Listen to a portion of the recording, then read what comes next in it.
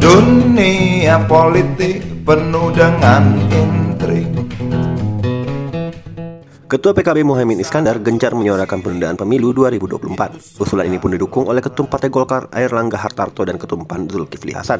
Sebenarnya wacana penundaan pemilu juga sempat diusulkan oleh Menteri Investasi Bahlil Lahadalia. Ia beralasan para pengusaha meminta penundaan pemilu demi memberi waktu untuk pemulihan ekonomi nasional akibat pandemi. Setelah membuat gaduh, Presiden pun akan bicara terkait agenda penundaan pemilu 2024. Presiden mengatakan ia akan tunduk dan patuh pada konstitusi, namun Presiden Jokowi menyatakan wacana penundaan pemilu tidak bisa dilarang. Tetapi mengapa untuk kali ini Presiden Jokowi tidak sekeras sebelumnya kala isu 3 periode mengemuka? Pengamat politik Ahmad Khairul Umam menilai tidak tegasnya reaksi Jokowi memunculkan kesan permisif terhadap pergerakan operasi politik ini. Pernyataan Jokowi bisa dimaknai sebagai keengganan dirinya untuk bersikap tegas menindak pihak-pihak yang bermain api. Sementara peneliti indikator politik Indonesia Bawono Kumoro berpandangan ketidaktegasan Jokowi seolah menguatkan dugaan sejumlah pihak bahwa isu penundaan pemilu datang dari lingkar istana. Kini publik pun bertanya-tanya mengapa Jokowi tidak tegas dalam menyikapi wacana penundaan pemilu.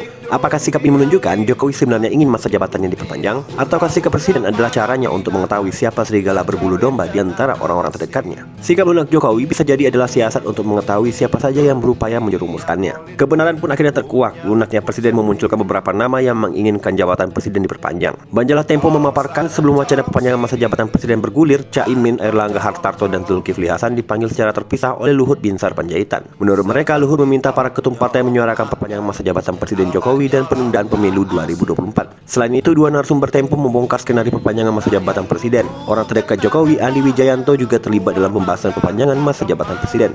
Menurut keduanya, Andi juga menyusun 3 skenario. Skenario terbaik adalah mengamandemen konstitusi untuk mengubah pasal masa jabatan Presiden. Namun segala skenario perpanjangan masa jabatan Presiden dikandaskan oleh demokrasi. Hasil CGLSI menunjukkan mayoritas masyarakat menolak wacana penundaan pemilu maupun perpanjangan masa jabatan Presiden.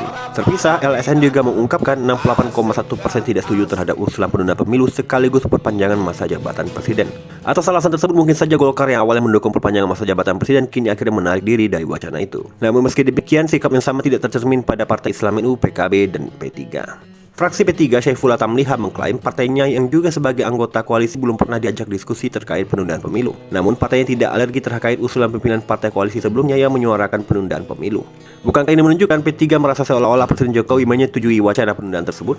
Pernyataan lebih frontal diucapkan Wasekjen DPP PKB Lukman Hakim yang berharap para tokoh hingga elit parpol segera menggelar forum satu meja untuk mengumumkan pemilu 2024 tetap diselenggarakan pada 14 Februari 2024. Ia mengatakan Presiden merupakan kekuatan paling dominan dalam sistem pemerintahan presidensial yang sifatnya presidensialisme multipartai karena memiliki kekuatan yang dapat menundukkan parpol pendukungnya.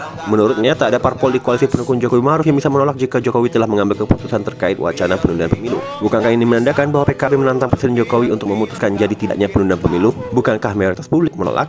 Apakah PKB memiliki kunci yang dapat membuat Presiden memutuskan penundaan pemilu 2024? Bahkan 7 Maret kemarin, Caimin menyatakan bahwa dirinya meyakini Presiden Jokowi setuju penundaan pemilu apabila semua parpol kompak menyuarakan hal yang sama. Terlihat Caimin tengah menggalang soliditas parpol Senayan dalam mendorong perubahan konstitusi pemilu agar Presiden terpaksa menyetujuinya. Lalu apa yang membuat Blok Wapres sangat yakin Presiden akan menunda pemilu padahal hasil survei responden menolaknya? Penundaan pemilu belum memiliki faktor ekonomi yang menjadi fondasi politik untuk mendorong penundaan pemilu 2024. Apalagi fondasi wacana yang dibangun Caimin adalah karena keterbatasan ekonomi imbas 2 tahun pandemi. Dengan demikian cipta kondisi turbulensi ekonomi dibutuhkan untuk menjadi alasan politis bagi Caimin untuk menggalang soliditas parpol. Kini pucuk dicipta ulang tiba, kunci dari turbulensi ekonomi terletak pada perang Rusia-Ukraina. Konflik ini menyebabkan AS dan negara-negara barat lain menjatuhkan sanksi ke Rusia.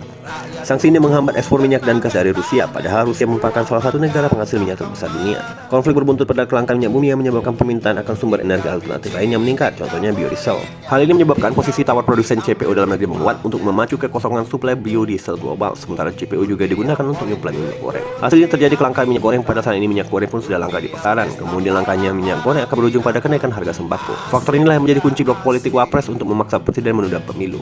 Belum lagi ada kritik dari MUI Kiai Haji Muhammad Khalil Nafis kepada Presiden soal stigma radikal pada penceramah yang mengkritik pemerintah. Kedua situasi kelangkaan sembako dan stigma radikal penceramah dapat dijadikan bahan bakar untuk menciptakan kondisi ceramah ekonomi politik di bulan Ramadan yang akan mengkritik pemerintah dan Presiden dari segala aspek. Seandainya ini terjadi, maka posisi blok politik Wapres akan mendapatkan angin segar karena adanya faktor ekonomi yang menjadi dasar politik untuk penundaannya. Terlihat skenario politik yang kejam, tapi seperti itulah cara politik pragmatis yang dipilih NU tradisional, PKB, P3, MUI demi mencapai puncak nafsu politiknya.